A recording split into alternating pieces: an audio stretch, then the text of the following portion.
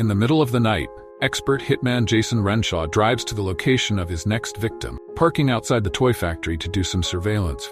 Inside, famous toy maker Hans Morris is at the workshop checking on the latest production of toys. He makes sure everything is going well and leaves for last a limited edition box. The beautiful fairy music box plays a calming tune. Charmed by the fairy, Hans takes her with him, closing the workshop behind him. Then he makes to his office, which he must access with a special keycard. There he stares at a picture of his mother, who signed it with love and a little funny face. When Jason sees Hans in his office, he gets ready to work, covers both shoes, puts on gloves, and makes sure his gun has the silencer off. He also puts on a mask and a hat to hide his face. Soon the security guard hears a noise and leaves his office to find a phone at the entrance with a message saying that it is a bomb about to explode. When the countdown begins, the guard panics and uses his keycard to open the door. Then he grabs the phone, intending to toss it away. However, Jason catches him by surprise and quickly puts him to sleep with a tranquilizer dart. Then he grabs the phone and turns it off, for stealing the guard's key. After taking the dart and hiding the body, Jason makes his way inside and checks the security cameras. Noticing another guard coming in, Jason turns all the cameras off with the stolen key and goes after the other guard, shooting him with another tranquilizer. Then he jumps on the guard and grabs him to throw him on the ground, holding him until the sedative kicks in. Jason hides this body too and goes upstairs, opening the CEO office with the guard's keycard. Hans stands up as soon as he sees him and barely gets to whimper before Jason shoots him several times, quickly killing him. Afterward, Jason checks Hans's pulse to be sure he is dead and sees that the mother's picture frame broke when the body fell, noticing the weird signature. He also finds the music box and listens to the music before taking it. Moments later, Jason is on a plane flying home. He uses a burner phone to text the person that hired him, telling them to confirm Hans's death on the news and to send the money. When the passenger next to him asks him if he has any gum, Jason opens his bag to get it and is startled by the fairy, just starting to look creepy. The other passenger is confused by his reaction, but Jason just smiles normally as he gives her the gum. Hours later at the airport, Jason sees on the news that Hans' death is already public knowledge, and the cops know a hitman did it. Then Jason takes the escalator and is creeped out by a baby toy carried by a girl. He is so uncomfortable that he has to look away. Eventually, Jason returns to his apartment building and cannot help noticing another toy on the front desk, which also belongs to Hans' brand. Once he returns to his apartment, Jason sees the toy duck he left in his pool, which makes him so nervous that he decides to leave it out in the balcony.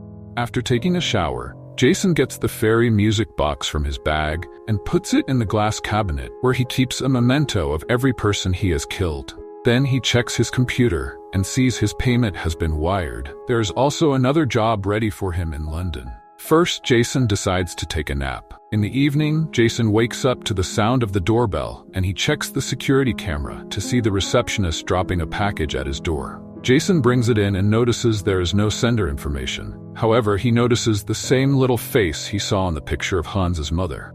Using a knife, Jason starts opening the package very carefully, expecting it to be a trap.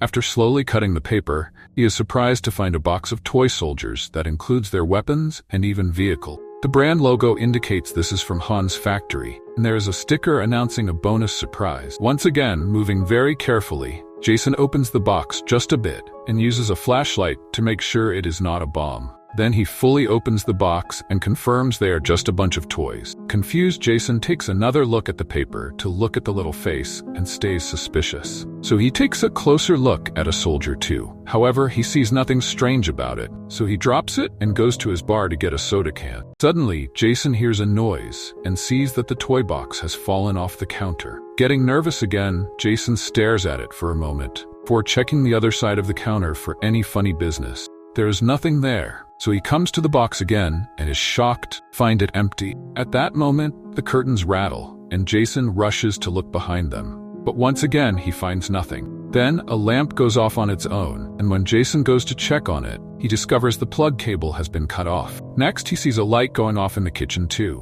When he goes closer to investigate, he feels something hurting his foot. Jason jumps back and grabs the mysterious object that stabbed him, only to discover it is a toy army weapon at him with tiny bullets. He immediately moves to hide as he touches the small scars, confirming the bullets are tiny but still cause damage. When he tries to take another look, fire starts again, and even a small missile flies out, hitting him on the leg with an explosion hot enough to burn his pants and his flesh. Jason rolls on the floor to hide behind a step, and when the fire continues, he rushes to hide in the bathroom. After checking his wounds on the big mirror, Jason grabs a smaller one and opens the door just enough to take a peek. The fire is still going, slowly destroying all the lights and electronics in the apartment. A missile even hits a lamp and starts a small fire. Suddenly the bullets stop, only for Jason to finally be noticed by the enemy. Another missile is shot and destroys the mirror, causing the shards to hurt Jason. He immediately closes the door and takes the shards off his skin, noticing he has more wounds now. Since this bathroom is attached to his bedroom, he rushes to his nightstand and grabs the gun he keeps hidden there. Then Jason comes out and starts firing back at the enemy, who is hiding under the couch. The bullets keep on hurting him, but this time, he manages to dodge the incoming missiles. Quickly crossing the apartment, Jason reaches his bar and drinks some alcohol straight from the bottle, before grabbing another hidden weapon. He opens fire again, this time while approaching the couch and moving other furniture out of the way. When the enemy is not shooting anymore, he removes the cushions from the couch and starts shooting at it as he screams. Once he runs out of bullets, he grabs his previous gun and harshly turns the couch over to finally see his opponent. The toy soldiers from the box. A bunch of them are dead, but the survivors are regrouping and gathering any vehicles or weapons. Jason steps on two of them before the others open fire again, causing him to retaliate with more shots. Meanwhile, a few soldiers manage to get on their helicopters, which suddenly fly out and start shooting missiles. Jason ducks just in time, and the missiles start destroying his bar with small but powerful explosions. Then, the helicopters fly right into Jason's face and hands, cutting him with their rotors and causing him to drop the gun. Jason quickly gets it back and shoots one of the helicopters down, but this only gives the others an opening to start shooting missiles at him again. Jason has no choice but to run back into the bathroom. After locking the door, he looks in the mirror and is shocked to see how much he is bleeding. With trembling hands, he washes the wounds and disinfects them, which has him groaning in pain. He also drinks some water to calm down before carefully bandaging his hand. Suddenly, a missile makes a hole in the door and a toy helicopter flies in. Jason thinks fast and uses a towel to capture it. Then he throws it on the ground to furiously stomp on it.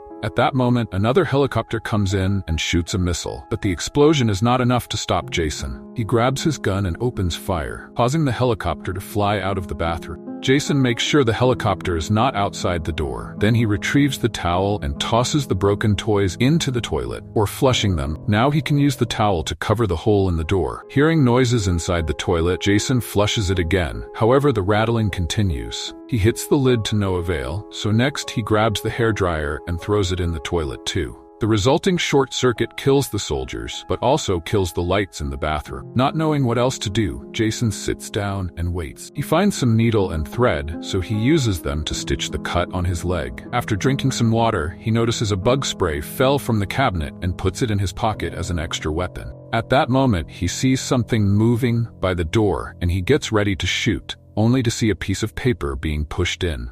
After the soldiers leave, Jason grabs the paper and finds the word surrender, so he writes an insult on it before sending it back. Then he moves the towel to look outside and finds the soldiers firing a cannon. Jason dodges just in time as the cannonball makes an even bigger hole in the door. The shots keep coming, destroying the door more and more until there is barely any wood left. Jason has no choice but to climb out the window, which puts him on a very narrow edge above the city. Very carefully, Jason walks around the edge and hides behind the wall right before the helicopter comes out, so he is not seen. Then Jason continues moving, walking very slowly towards another window. At that moment, he is found by the helicopter, which shoots him in the face once before it runs out of bullets. Jason manages not to fall and shoots back, running out of bullets too. However, one is enough to light the helicopter on fire and make it crash. Afterward, Jason continues to move on the edge of the building while dealing with the very painful wound in his ear. By holding on to a pipe, he moves around the building and ends up falling. Luckily, he lands in his balcony. Hiding behind his grill, he peeks inside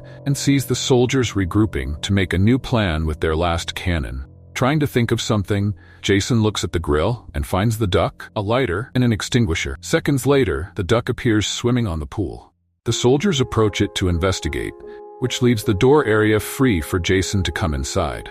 He surprises the soldiers by using the extinguisher on them, only for a second team to approach him from behind, quickly opening fire and destroying one of the mementos in the cabinet. Jason struggles with the lighter, but eventually turns it on and combines it with the bug spray, creating a flamethrower that he uses to burn the soldiers down. The toy truck ends up crashing against the furniture, and Jason yells in satisfaction before he turns the flames on the rest of the soldiers. Once he has done enough damage, he grabs a knife and cuts all the soldiers in a bunch of pieces. He also stabs one just to look at it, wiggle in pain. Suddenly, the soldiers in the foam shoot down the duck as the extinguisher finally runs out. Before they can shoot Jason too, he hits them with their own box. Thinking it is finally over, Jason gathers all the broken toys and takes a closer look, but he finds nothing special about them. Counts them all and checks the numbers on the box to be sure nobody escaped. Then he throws them in the garbage disposal and turns it on to turn the toys into dust. After cleaning his wounds properly, Jason gets in his pool to relax. Suddenly he hears a noise and feels something hurting his arm.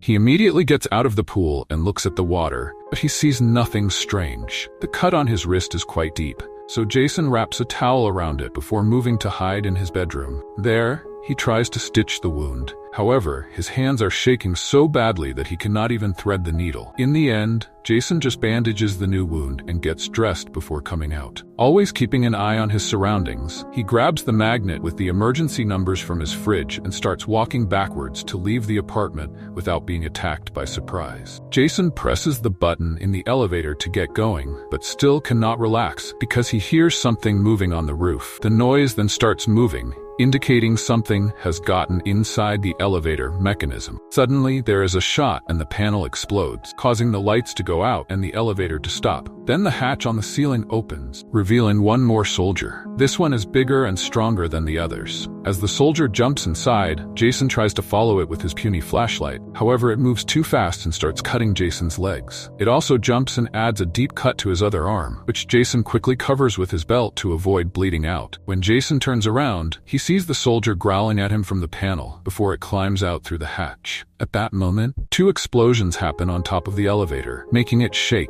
A desperate Jason jumps a couple of times until he reaches the hatch and he climbs out too, discovering he is stuck between floors. Suddenly, another explosion goes off at his feet. He sees the soldier above him getting ready for a kill. Jason also sees a second elevator coming, though he jumps on top of it to escape. As the elevator goes down, Jason jumps inside it and makes a painful landing. He presses a button thinking he's safe. However, the soldier has followed him by hiding on his shoe and is now climbing on his body. It growls at him, and Jason growls back before the soldier starts stabbing him, only to be quickly pushed off. At that moment, the elevator arrives at the reception and the doors open, but Jason passes out. The soldier comes closer to finish its job, only to discover Jason was pretending. He grabs the toy and pushes it to the edge where the door is about to close. The little man holds its arms out to stop them, but it is not strong enough and the door closes anyway, crushing it to death. Then Jason hears a beeping noise and takes a closer look at the toy's body, discovering a bomb in its bag. He laughs in defeat before the bomb explodes, causing a huge blast that sends flames through the whole tunnel. Back in the apartment, the sticker comes off the box, revealing the bonus surprise written by Hans's mother, commando and a thermonuclear weapon. In the cabinet, the fairy plays its song.